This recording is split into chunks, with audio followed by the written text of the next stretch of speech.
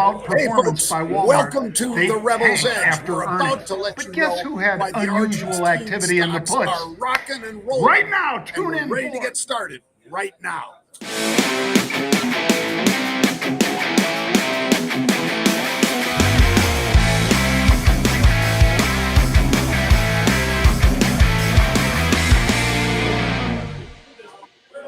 Yeah, giddy up. Bang.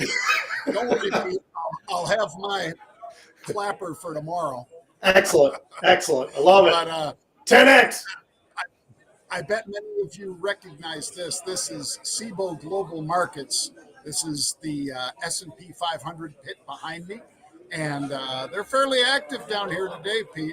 They're rocking and rolling. And I guess they should if they're averaging 44 million option contracts a day or whatever the totals are this year. It's a pretty big deal. John, it's close to 47 million a day, so 44 on Friday was a little bit of a yawner. I mean, these guys are on fire. You got to love it. And you're in the midst of the busiest pits in the world. I love it. Yep, I agree. It's going to be fun. And it's always great to be talking about markets going into the holiday because it's really concentrating today and tomorrow, Pete. Because by Wednesday, most people will be leaving. Friday's a half day. So this is really what it's about this week, folks. So let's enjoy it while we got it. Let's dive into the Rebel's Edge with my brother Pete, Jared, and of course, all of you joining us. We appreciate it. Macro Minute. I'm going to say the Macro Minute, Pete, because of everything that went on with OpenAI and Mr. Altman and so forth. I'm going to say it's NVIDIA earnings tomorrow. What are you going to say? I like that. I'm going to go right back to the Fed. All we do is hear from the Fed. Some of them that say one side of things, some say the other side, John. I think the reality is I look at that CME tool, the Fed tool that they've got. It's a 99.8% chance that they pause on December 13th. That's all you need to know, as the wrestlers used to say. Yeah, I think you're right, Pete. And because of that, I'm going to dive right into fantastic futures. Love it. Fantastic futures. Fantastic futures today, Pete. I'm going to say coffee, not just because our videographer named Coffee is here on the floor with us, but also coffee futures are up 21% in the past month and 3% today alone, Pete. I'm going to give you, John, for fantastic futures. How about we talk about certain things? We talk about the 2-year. We talk about the 10-year. We talk about a lot of different things within the different parts of what goes on over specifically at the CME. How about the dollar? You look at the dollar, John. The beginning of November, the dollar was trading 107. Now, 103.50. That's a pretty substantial move. People who don't watch it closely, that doesn't sound like a big move. I'm telling you right now, that is a big move down. And it's something I think that we should keep a pretty close eye on because they are hammering it. We'll see if we get under a buck at some point. Yeah, well, it's this is one of those things that's driving markets in a big way, Pete. In particular, usually it drives crude oil futures. So we'll keep our eye on that. Now let's talk about the elephant in the room, Pete. OpenAI and Microsoft. Why? Because OpenAI's board basically decided that they were going to remove or demand the resignation of Mr. Altman, the co-founder, and they were going to replace him with an interim boss. And then late Sunday night, all of a sudden they said, you know what? We're going to bring in this Twitch former CEO to stand in here. And in the meantime, your buddy and mine, Satya Nadella, steps up and says, you know what? I'm going to take Altman. I'm going to take Greg Brockman. I'm going to take them both and maybe a whole bunch of the people that are their technologists from OpenAI because you guys are screwing up the picture. I love it. I love it, John. I think you're exactly right. I think the world of Satya, I think he's made a lot of great moves. Everybody makes a stumble here and there, but I think overall, Satya Nadella has been one of the best CEOs that we have seen in a long time. not just technology, but I'm talking across every sector you could imagine, but specifically with technology. How about this move? Going in and getting Altman, it gets himself positioned that much better into the future. I think it's a great move. I'll tell you what, John, I think that's why we are seeing today a move to the upside by Microsoft. And not only are we seeing a move to the upside, the stock's already been doing that. But the reality is people are expecting much, much more. They're buying calls up above $400. So those strikes where they're buying are telling me before the end of the year, people think this stock is going to be over 400. That's going to be something special. And that's because of what Satya Nadella is doing right now.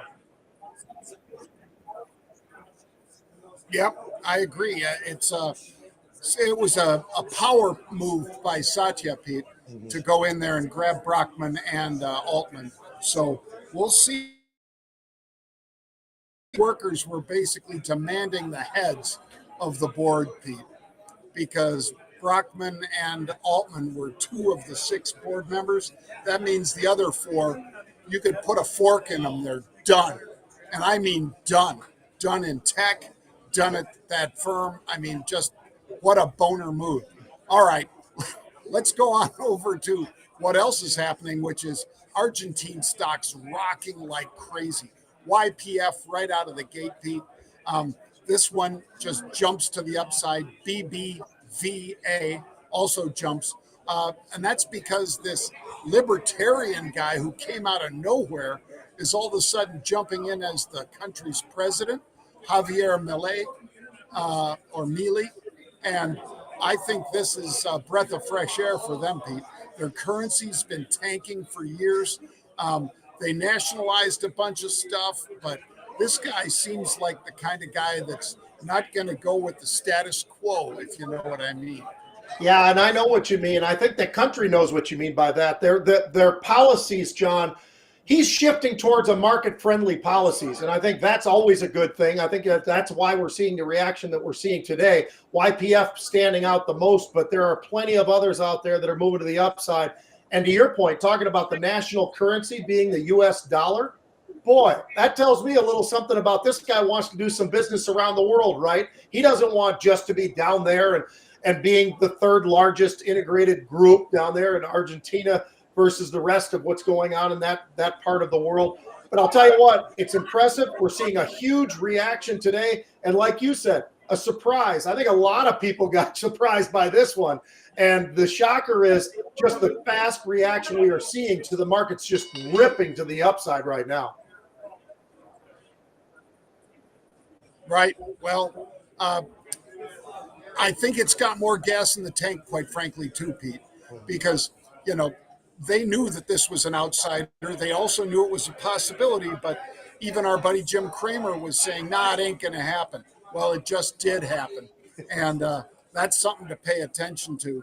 And it probably means that people weren't accurately pricing in what it could mean for companies down there that might not have to worry about such left-wing politics anymore. We'll keep an eye on it. Now let's talk about Bristol Myers. I'm also borrowing that from our buddy Jim Cramer, Pete. It's down in sympathy with Bayer, or Bayer, as people pronounce it, Bayer aspirin. It's Bayer if you're German. They halted a trial for an experimental cardiovascular drug due to lack of efficacy in patients that were being treated for atrial fibrillation. That causes an irregular heartbeat. So obviously we'd like to see some success, but the fact that their treatment didn't work, Pete, and that Bristol Myers treatment is somewhat based on the same sort of medicine, that's why Bristol Myers is trading down.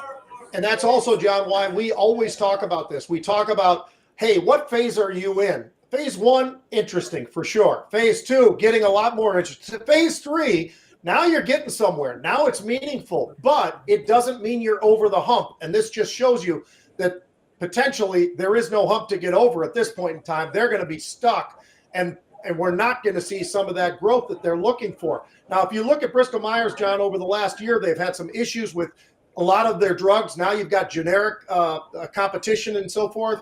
That's a problem as well. I'm looking at Bristol Myers right now.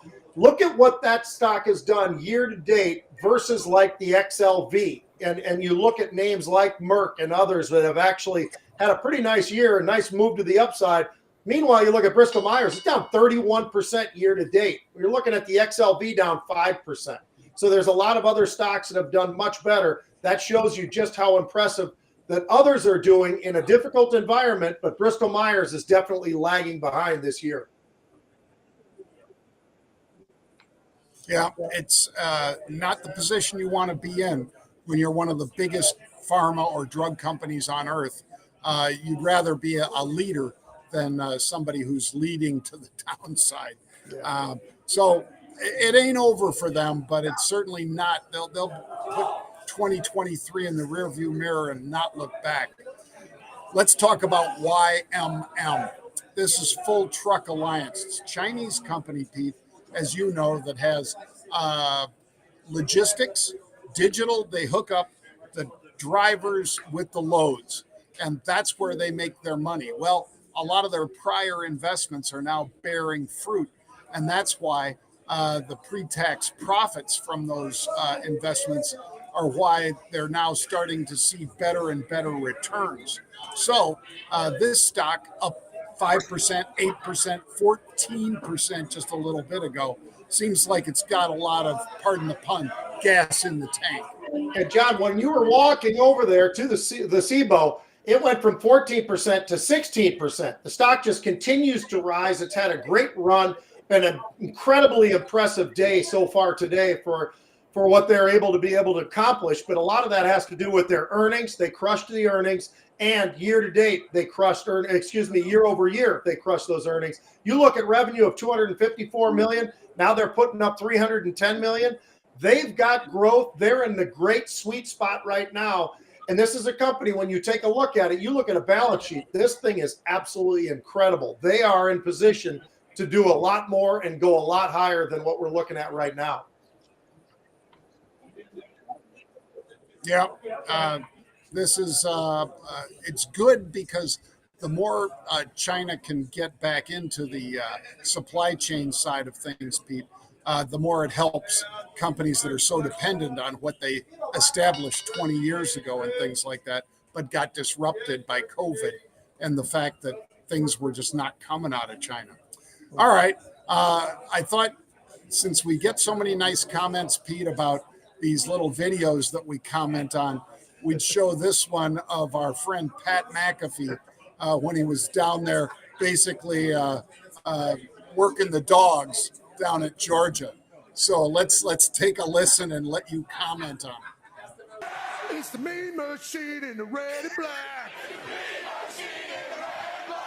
Nothing finer in the land. There's nobody better. There's nobody better. Obnoxious Georgia fan. Go dogs.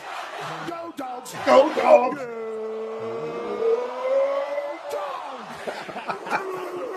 They bark at everybody around here.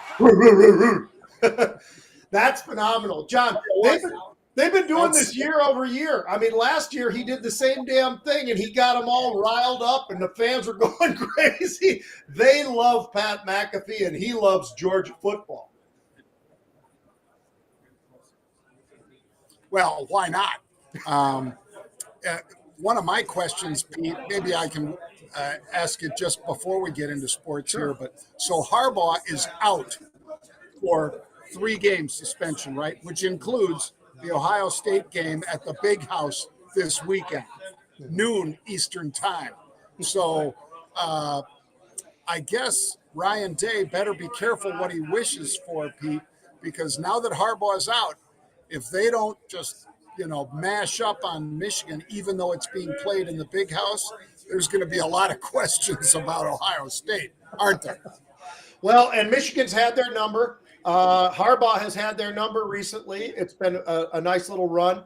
But I'll tell you what, John, 2 great teams. I watched Ohio State this weekend beat the living tar out of my Golden Gophers. They weren't golden anything. But I'll tell you, Ohio State's damn good. Michigan's damn good. Georgia, damn good. And now, if you go into college football, we're going to hit this one in just a second. First, I want to go to something else, though, John. I want to talk about the Super Bowl rematch that's happening tonight.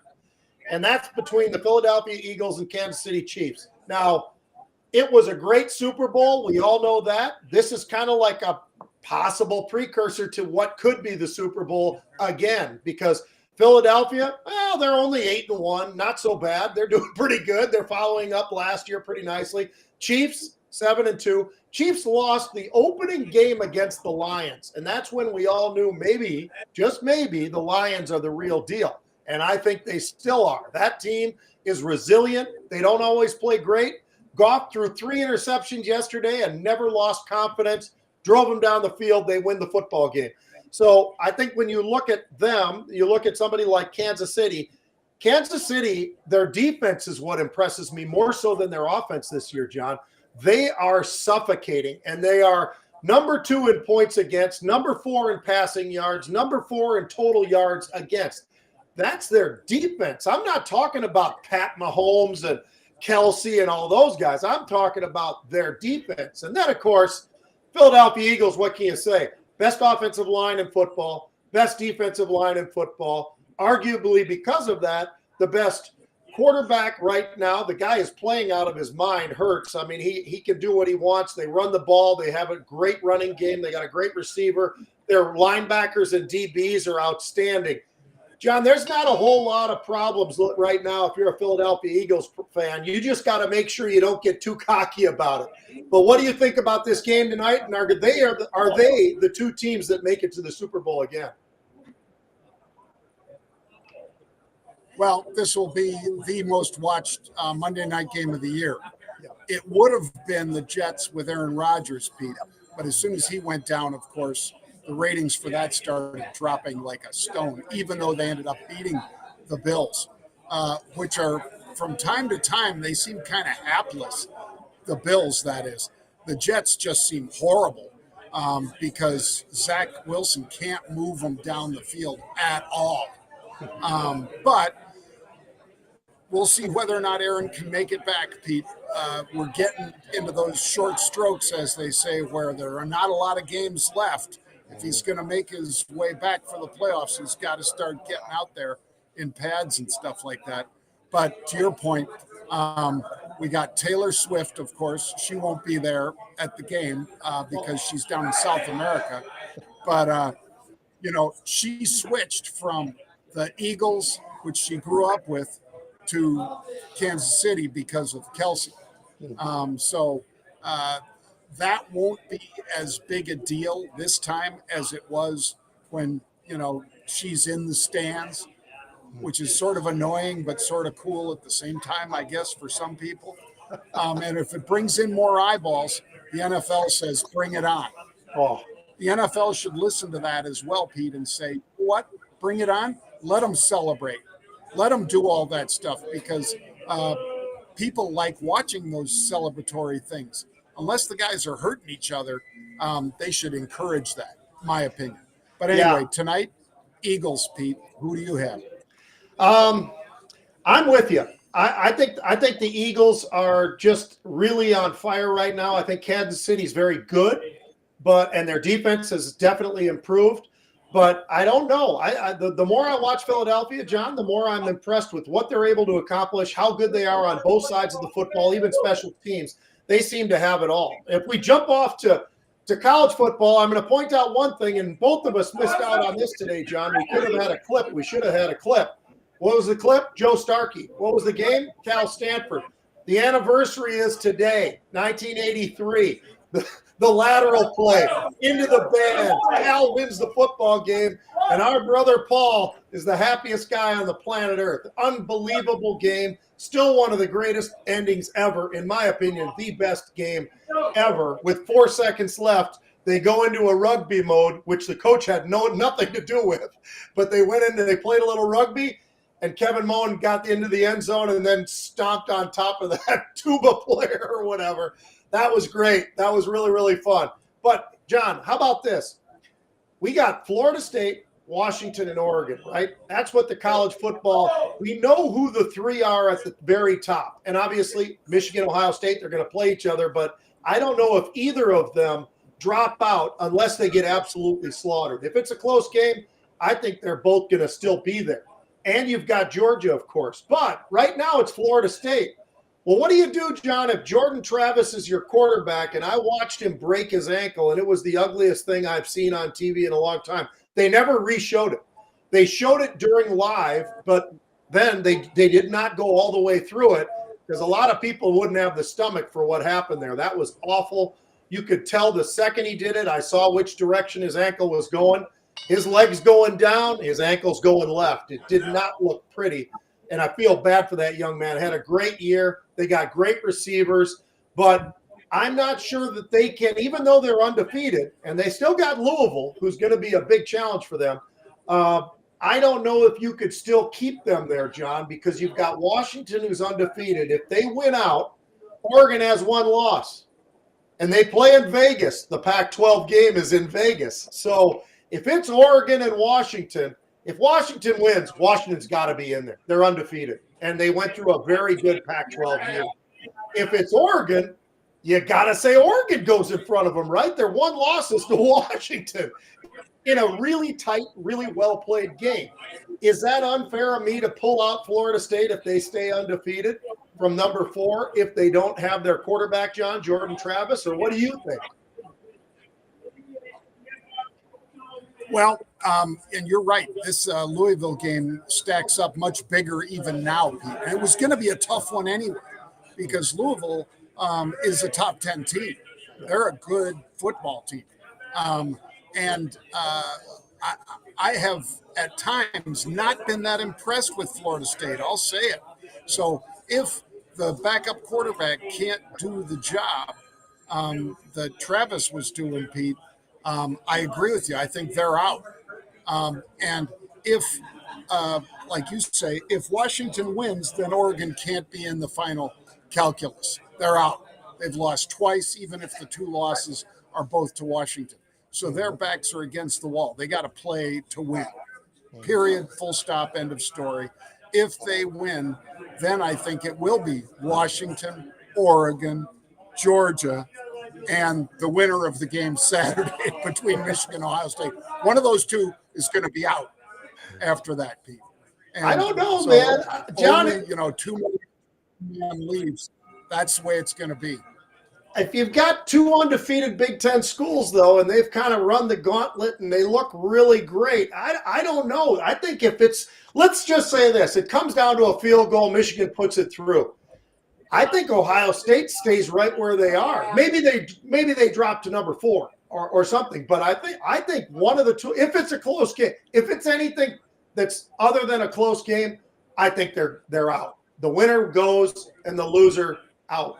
But if it's a close, well-fought game, I don't know, John. It might be one of those rematch type games. We'll see. Should be interesting either way. Well, I know you know this, Pete, but for the viewers who don't, Iowa is who either Michigan or Ohio State's going to play in the Big Ten championship game. Again, my comment, Pete, on if Oregon beats Washington, both those 2 teams are going to be in. If Washington beats Oregon, only Washington's in.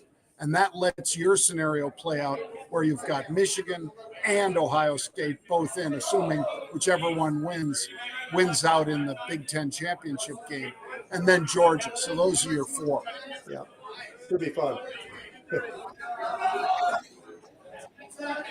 Well, thanks for joining us today, folks. Sorry it's a little loud here. I'll have a better earplug tomorrow. But it's nice that it's loud because whenever they're trading, it's a good backdrop, and it's good to see SIBO Global Markets putting up some real numbers, just like we are, Pete. So we hope all of you join us again tomorrow at 1 p.m. Eastern Time. Thank you.